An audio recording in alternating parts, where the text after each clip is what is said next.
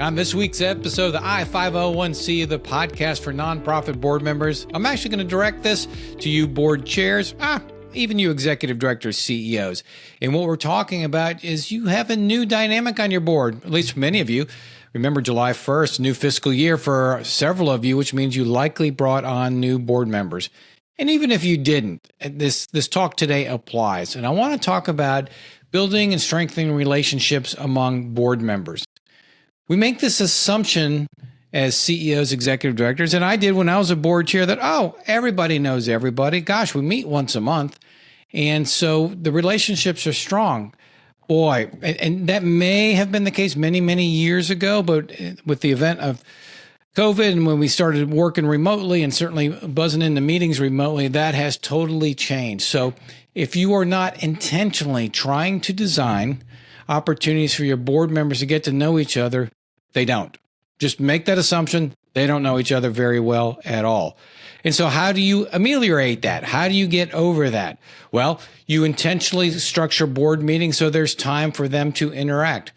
Maybe you have a question of the day, a fun question of the day to open every meeting. Even if it's what birth order were you in? Just go around the room, start to do things, create dynamics where people will share a little bit about them personally so that everybody else has a sense for who they are and who's around the room.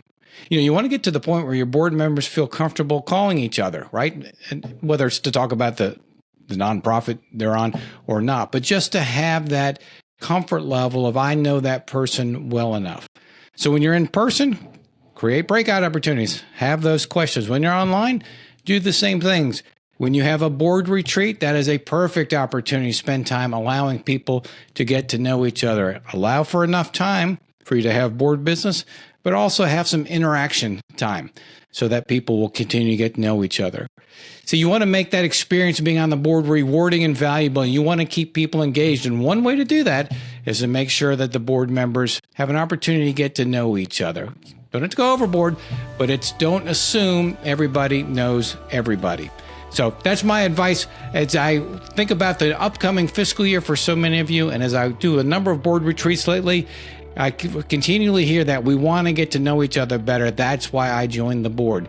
One of the reasons I joined was to get to know my fellow board members. So there you go. Advice for me, and I look forward to I-501 seeing you next week.